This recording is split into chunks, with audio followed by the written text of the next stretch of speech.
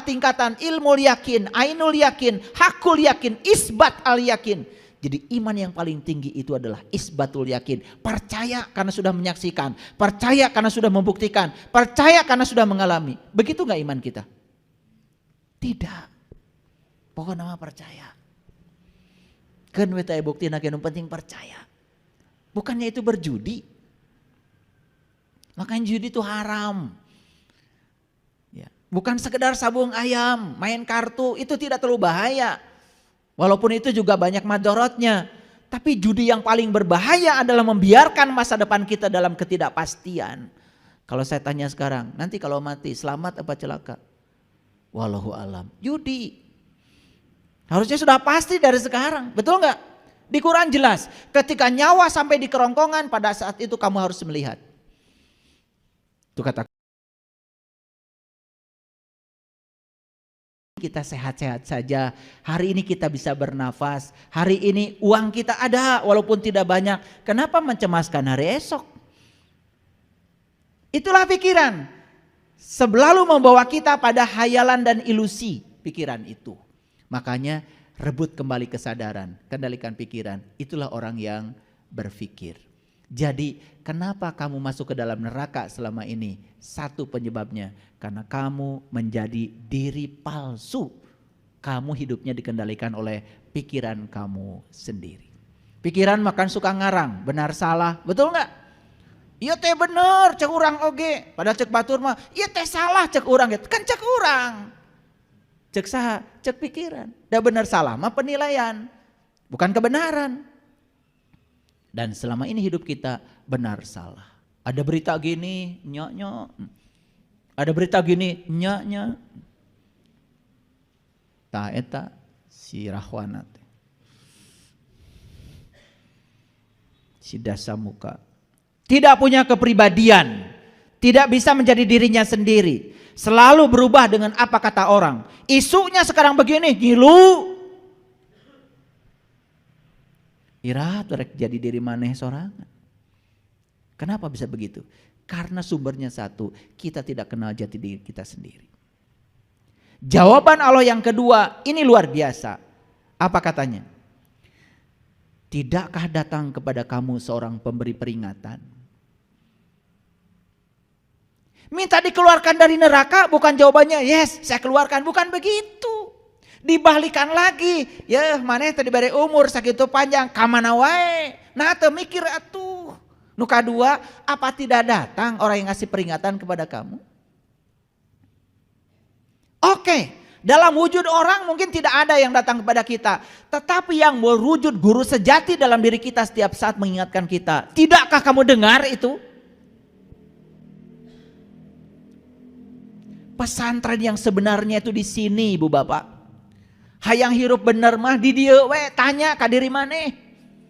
Lamun orang bohong ada yang ngingetin dari dalam tong bohong. Kalau kita ngomongin orang ada yang ngingetin dari dalam, geus stop, tong ngomongkeun batur wae. Ih, dititah stop teh kalau ke ngagolontor we.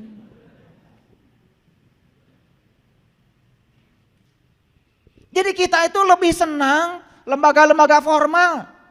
Di sini ada lembaga informal yang sangat jelas hidup. Dan saya bilang tadi, kalau itu diikuti suaranya, yang disebut suara hati nurani, suara kebenaran, moal cilaka, moal. Nusok nyilakakeun urang mah, pikiran urang sorangan. Diri palsu kita sendiri. Makanya saya ulang-ulang, saya tidak bosan ngomong ini karena ini perkara yang sangat penting untuk membebaskan diri kita dari segala penderitaan. Jadi umur itu berhubungan dengan apa? Waktu. Maka Allah bilang, tidakkah aku memanjangkan umurmu dalam waktu yang cukup untuk kamu berpikir? Kamana wae? Gitu. Tanya Allah. Geus kararieu kakara sadar.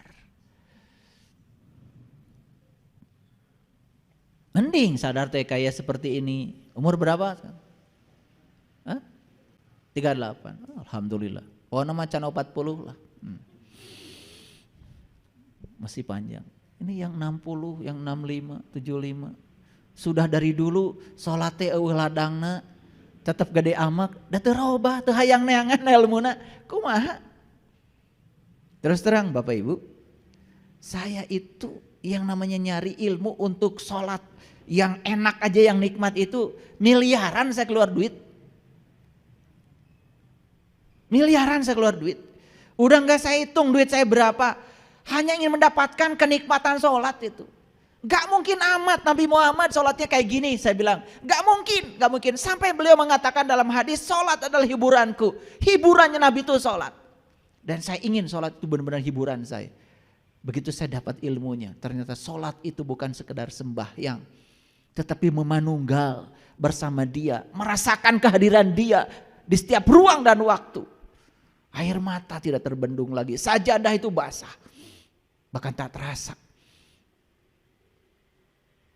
Tidak ada kegelapan di situ. Yang ada cuma cahaya yang terang benderang. Serasa seperti di taman.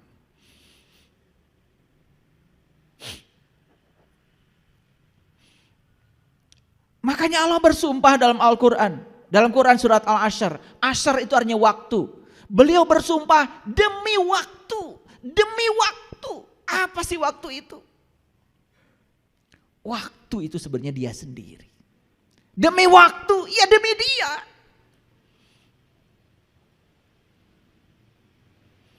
Innal insana lafi khusrin. Sesungguhnya manusia semuanya rugi, semua rugi. Illa kecuali apa tadi? Alladzina amanu. Orang yang sudah terbuka. Iman itu artinya tasdikun bil qalbi, sudah terbuka. Dia itu tidak mengimani sesuatu yang bodong. Dia tidak mempercayai sesuatu yang dia belum buktikan dan rasakan. Makanya iman ada 4 tingkatan. Ilmul yakin, ainul yakin, hakul yakin, isbat al yakin.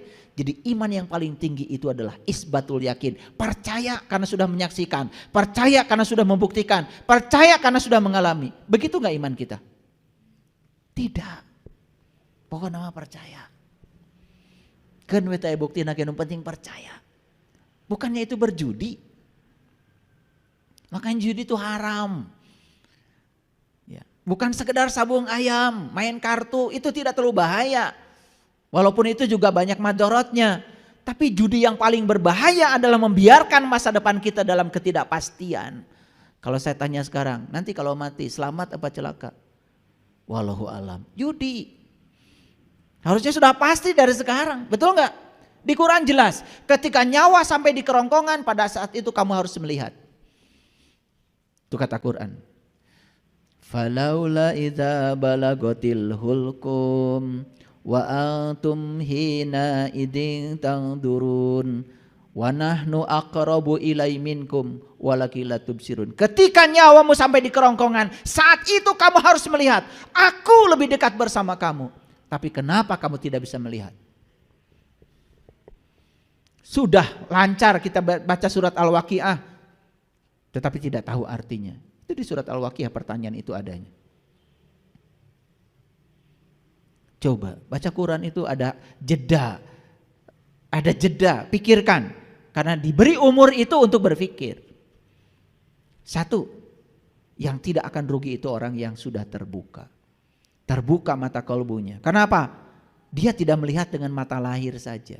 Dia tidak melihat dengan pikirannya saja. Tapi dia melihat dengan mata jiwanya. Tidak akan tertipu orang seperti itu. Semua orang yang melihat sesuatu dengan mata lahir tertipu. Makanya kita banyak sekali salah persepsi. Saking bagusnya leluhur kita membungkus keilmuan itu berlapis-lapis. Kita cuma tahu bungkusan luarnya, tidak pernah tahu dalamnya. Satu yang beriman. Yang kedua, wa amilus solihah. Tadi sudah saya jelaskan amal soleh, spesifik artinya di Quran. Jadi amal soleh itu ada kaitan dengan tauhid, ada kaitan dengan penyatuan, ada kaitan dengan merasakan kehadiran dia setiap saat. Dan siapapun yang merasakan kehadiran Allah setiap saat, gak akan rugi. Karena tidak mungkin dia melakukan tindakan-tindakan yang di luar yang dititahkan oleh Allah. Gak mungkin aman. Maaf ya. Udah sholat masih korupsi. Sudah sholat masih nyolong punya orang. Dan kabar ini setiap hari seliweran. Pelecehan seksual bahkan terjadi di tempat-tempat yang kita percaya itu tempat suci. Tapi di situ terjadinya. Kenapa? Apa mereka tidak sholat? Jangan-jangan mereka ini hanya menjalankan amal soleh menurut persepsinya. Kurang gitu berita tentang itu. Ini pelajaran bagi kita semua. Bahkan orang tua banyak yang merasa tidak aman lagi sekarang menitipkan anaknya di tempat dalam tanda kutip yang disebut suci oleh masyarakat. Karena di situ terjadi pelecehan seksual. Bahkan anak-anak gadis kita diperlakukan tidak senonoh di tempat itu, bukan di tempat lain.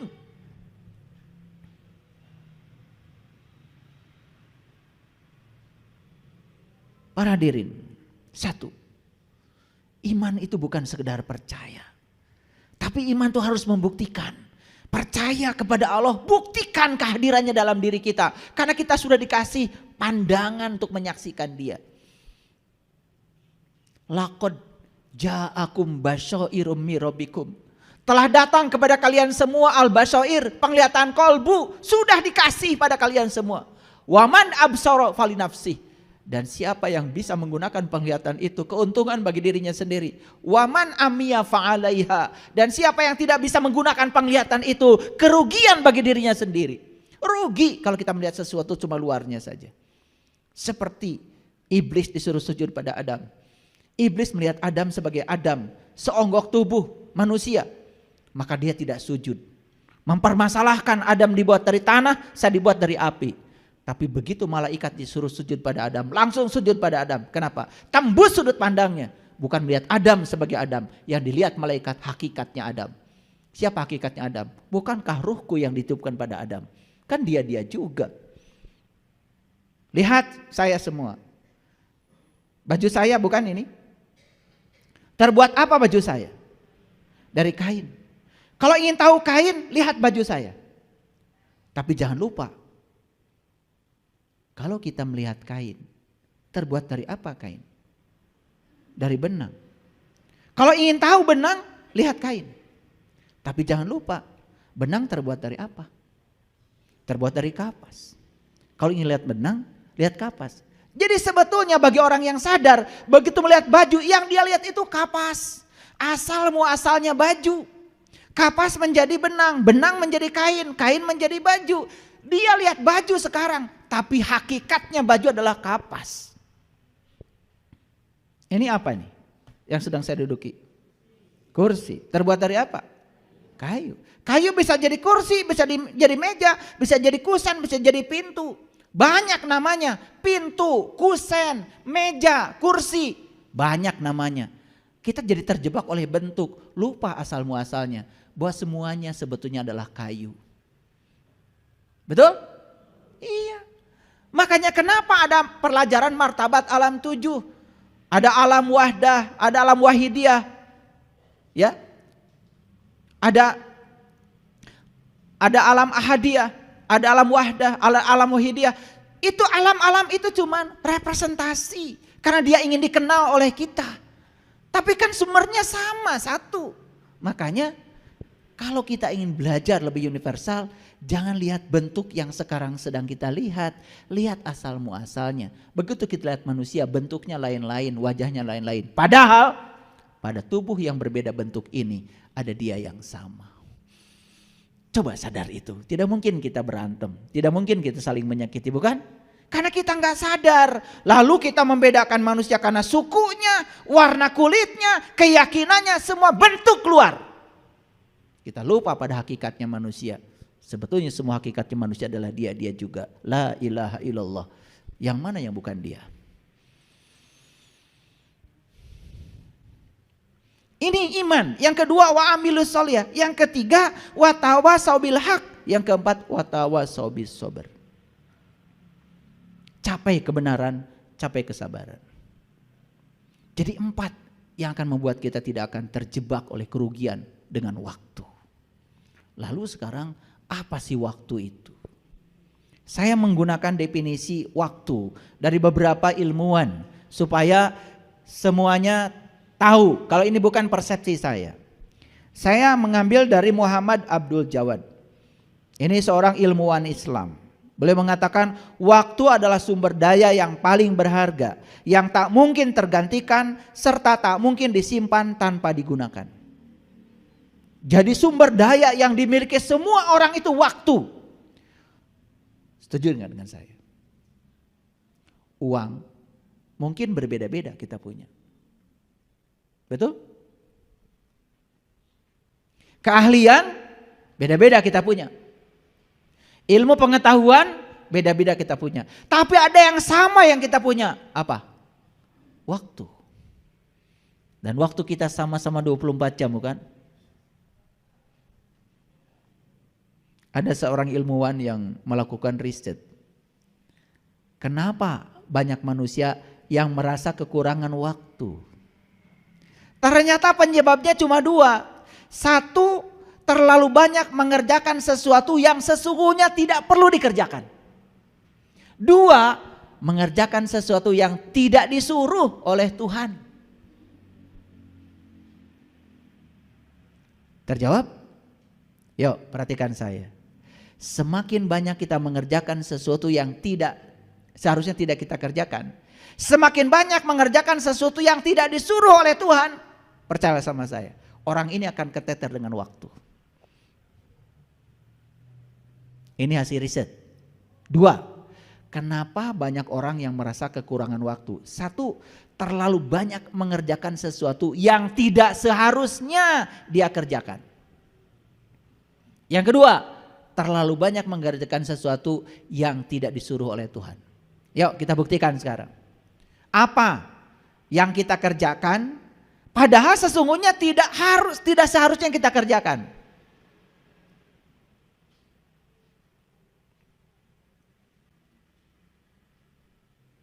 Maaf.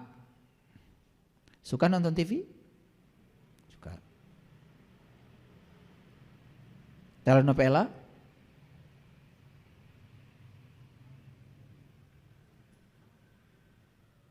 Sinetron? Ngelamun?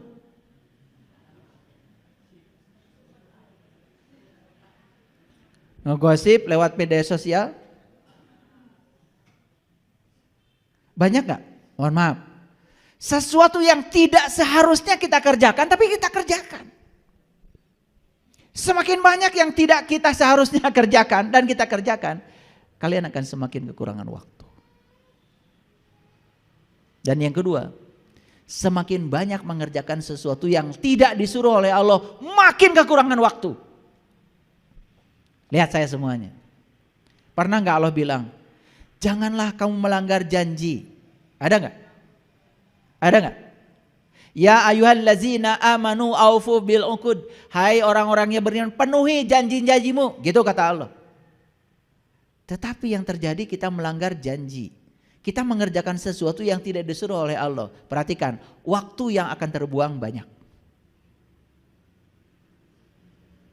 Pernah gak Allah bilang, la takhaf, jangan khawatir. Pernah gak Allah bilang gitu? Suka khawatir? Coba. Makin banyak khawatirnya, makin banyak melakukan yang tidak disuruh oleh Allah. Waktumu habis. Pernah gak Allah bilang, la tahzan. Pernah Allah bilang? Apa katanya? Jangan sedih. Pernah? Tiba-tiba ingat masa lalu, sedih. Mengerjakan sesuatu yang tidak disuruh oleh Allah. Habis waktumu. Lalu tiba-tiba, kok saya sudah 63 tahun, tapi saya belum melakukan apa-apa. Kok umur saya sudah 70 tahun, sudah cara rangkel, padahal saya belum bikin sejarah apa-apa dalam hidup. Ya, saya berkata kebenaran seperti ini risikonya besar. Tetapi tidak masalah, ini pembaharuan. Daripada saya diam terus. Saya mau bikin sejarah apa dalam kehidupan saya? Terlalu singkat hidup saya ini kalau saya tidak bikin sejarah.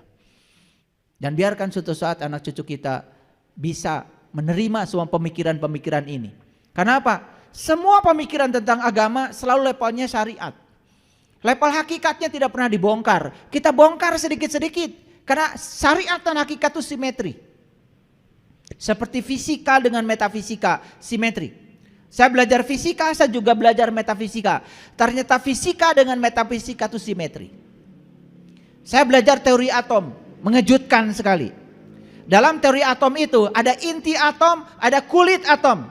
Ternyata kulit atom isinya elektron. Elektron itu muatannya negatif.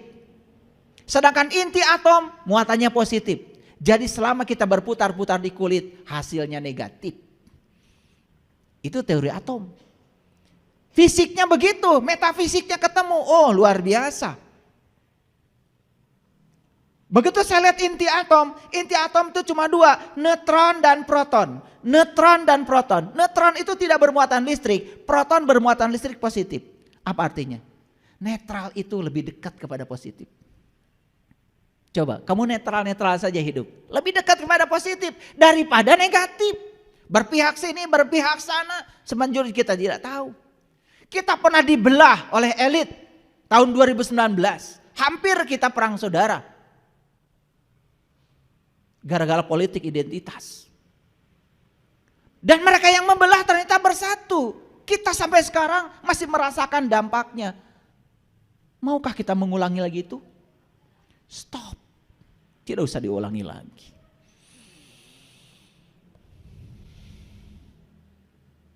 Kita ini saudara. Berbeda-beda tetapi satu. Kita bersatu dalam keberagaman. Kata persatuan dalam Pancasila tidak akan pernah ada kalau kita tidak beragam. Karena persatuan hanya dibutuhkan karena kita beragam. Oleh karena itu latihan menerima dan menghargai perbedaan itu adalah kunci untuk menjaga NKRI supaya tetap utuh. Dan semua kita harus berkontribusi memberikan saham kesadaran secara kolektif. Bagaimana supaya NKRI ini tetap jaya. Kita bisa membangun peradaban. Para sahabat. Waktu adalah sumber daya yang paling berharga.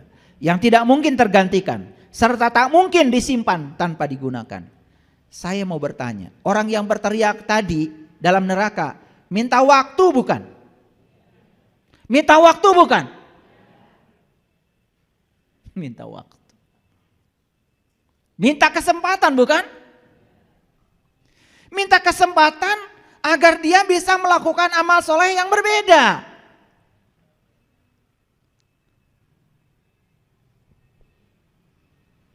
Kan yang diminta adalah waktu. Tidak usah beli, waktu itu tidak usah beli. Karena tidak ada jualan waktu. Tapi waktu itu seperti es batu. Digunakan, tidak digunakan tetap aja mencair. Digunakan atau tidak digunakan tetap aja habis. Ada yang menggunakan waktunya bagus, ada yang menggunakan tidak waktunya. Tetap sama-sama mati, sama-sama habis. Pada waktu kita sama 24 jam. Maaf, kalian dengan saya waktunya sama.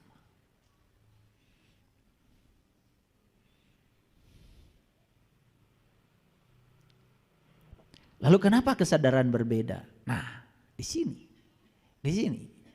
Oke, lanjut dulu. Saya mengambil dari keyakinan lain. Lihat aja, namanya aja Choan Seng Song. Bisa dipastikan orang mana kan? Pasti bukan orang Cianjur kan? Iya kan maksud saya. Saya senang mengambil dari beragam supaya pemikiran kita universal. Ini namanya aja Choan Seng Song. Udah bisa ditebak kan? Ya. Pasti bukan dari Garut lah. Waktu adalah suatu ruang. Ternyata dia mengatakan waktu itu ruang. Tentu saja bukan ruang dalam dimensi ruang. Waktu adalah ruang yang di dalamnya mereka melakukan segala usaha yang memperluasnya agar dapat memenuhinya dengan sebanyak mungkin hal. Kehidupan yang berhasil adalah kehidupan yang telah menghasilkan prestasi terbanyak dalam waktu sesingkat mungkin. Nah ini kalau Choan Seng Song. Nah bicara waktu sudah dikaitkan dengan usaha. Sudah dikaitkan dengan prestasi. Sudah dikaitkan dengan pencapaian. Bagi dia waktu itu adalah seberapa besar seseorang bisa melakukan pencapaian. Ada yang salah di sini? Gak ada yang salah. Karena semua juga tidak ada yang punya definisi yang definitif tentang waktu. Kita pun ditanya waktu itu apa gak ngerti. Betul apa tidak? Oke. Nah, jadi kalau dia sudah berhubungan dengan prestasi. Maaf ya. Prestasi itu tidak usah akademik. Wah, ini gelarnya ini enggak usah. Ngukur prestasi hidup bukan dengan itu. Itu mah prestasi akademik di sekolah. Prestasi hidup gampang cara ngukurnya. Kata Nabi, tidak disebut orang beriman jika kamu tidur nyenyak sementara tetanggamu tidak bisa tidur karena kelaparan. Prestasi ya dalam hidup maksudnya. Ketika kita peduli pada orang lain, bisa merasa sebelum terasa, tahu kalau dia susah, dan kita tahu kalau kita punya kelebihan dan kita membantunya.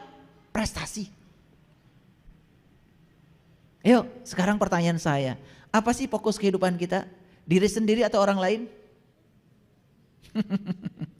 Kalau masih diri sendiri, ini punya saya, buat saya, hasil kerja saya, untuk saya nikmati, tidak peduli pada siapapun.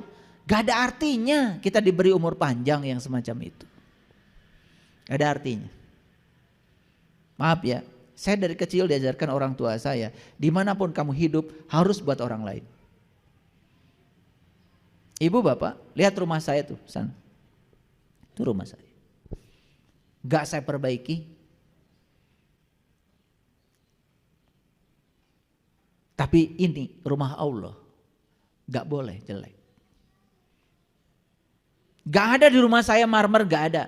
Tetapi mihrab ini harus marmer. Dan berkahnya begitu kita selalu memikirkan untuk orang lain. Begitu kita melayani Allah yang nyata, maka semesta akan melayani kita. In tansurullah yansurkum. Selama kita tidak merasa berbuat apa-apa, lepaskan saja. Kalau sudah berbuat kebaikan, lupakan. Saya bikin sekolah gratis di sini dulu. Bangunan ini pertama kali saya dirikan untuk sekolah gratis. Saya bikin sekolah gratis, tidak bangkrut. Teman-teman saya bikin sekolah unggulan, bayarnya mahal, banyak utangnya. Itulah E sama dengan MC kuadrat. Begitu massa dirubah menjadi energi dengan bantuan C kuadrat. Cahaya di atas cahaya, nur ala nur. Semuanya menjadi berkah. Lihat sekarang, waktu dari Hasan Al-Banna. Waktu adalah kehidupan. Kehidupan manusia tidak lain adalah waktu yang ia lewati dari saat ia dilahirkan sampai meninggal. Versi Hasan Al-Banna, waktu adalah kehidupan. Jadi begitu kita diberi kehidupan, udah include di dalamnya waktu.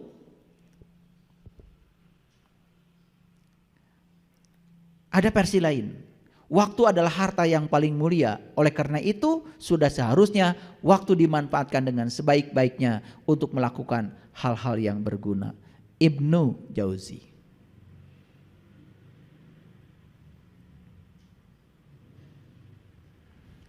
Sekarang kita lihat yang selanjutnya. Ini masih pengertian dan definisi waktu. Waktu adalah teman akrab bagi mereka yang pandai menggunakannya. Tetapi sebaliknya menjadi bumerang bagi mereka yang menyia-nyiakannya. Siapa yang tidak berteman dengan waktu? Siapa yang tidak berteman dengan waktu?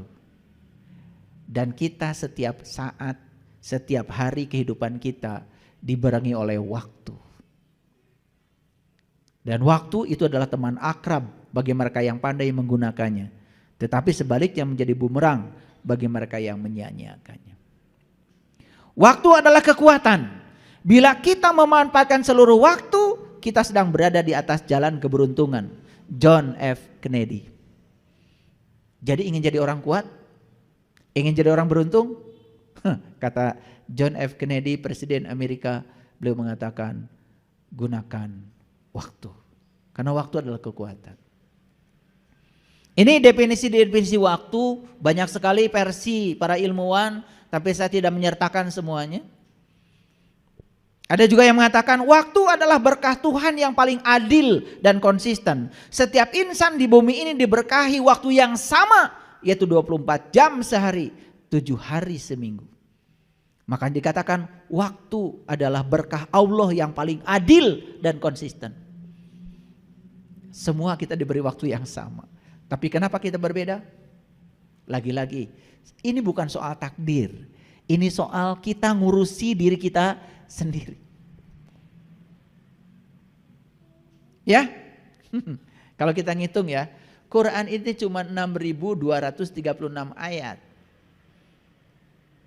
Sekarang saya tanya, hidup kita sudah berapa hari?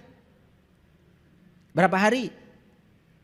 Coba, 1 hari 300, 1 tahun 365 hari. Jadi sebetulnya untuk mencapai 6.236 cuma butuh 365 kali berapa? Kayak 20 kan?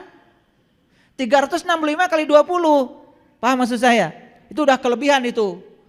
Nah, 20 tahun harusnya kita tuh sudah hafal Quran. Kalau kita menghafalnya sehari 1 ayat saja.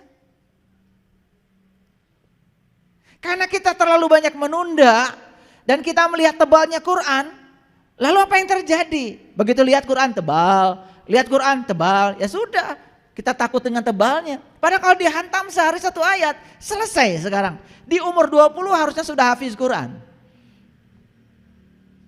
Ini masalah manajemen. Maaf ya. Tanya ayat ini nggak ngerti, tanya ayat ini nggak ngerti. Saya juga nggak ngerti. Padahal kalau ngomong pedoman hidup saya Quran. Oh, apalagi kalau di mimbar. Begitu ditanya, pernah saya bertanya itu sama orang baru turun dari mimbar. Saya bilang, Ustadz mohon maaf, bunuh diri bagus gak menurut Quran? Wah itu jelek, masuk neraka. Saya udah mulai nih, gak baca pasti. Ya udah itu solo gotok kan itu. Dah saya kasih. Anda pernah baca gak Quran surat An-Nisa ayat 60-66? Bunuhlah dirimu dan keluarlah dari kampungmu. Dan jika kamu melaksanakan itu, maka itu akan menguatkan imanmu. Itu sebetulnya perintah Allah yang ada kaitannya dengan perintah Nabi Mut, anta qabla mut. Belajar mati selagi hidup. Makanya kita sudah tahu ayatnya, kullu nafsin zaikatul maut. Setiap yang bernyawa harus merasakan rasanya mati. Merasakan rasanya mati ketika hidup. Jadi itu perintah bunuh diri bukan minum baygon. Tapi perintah untuk membunuh ego, keakuan supaya kita bisa hening pikiran dan merasakan kehadiran Allah. Karena solo goto langsung saja, wah gini, Allahu Akbar, langsung. Ya kayak kalian, belum ngerti udah Allahu Akbar, ntar dulu. Yang di Allahu Akbar kan itu apa? Udah gitu Allahu Akbar sambil ngambil TV orang. Bilang Allahu Akbar sambil bawa pentungan nyakitin orang. Gimana sih? Aduh, kalau tahu kalimat Allahu Akbar itu. Betapa akbarnya Allah yang tanpa batas. Kemanapun kita memalingkan wajah, yang kita saksikan cuma wajahnya Dia. Kalau sudah terbuka mata kalbunya. Kemanapun kita memalingkan wajah, enggak ada yang dilihat selain Dia. Walillahil masyriqi wal maghrib fa aina ma tuwallu fasamma wajhullah. Aku meliputi timur dan barat dan kemanapun kamu melingkan wajah, di situ kamu akan melihat wajahku.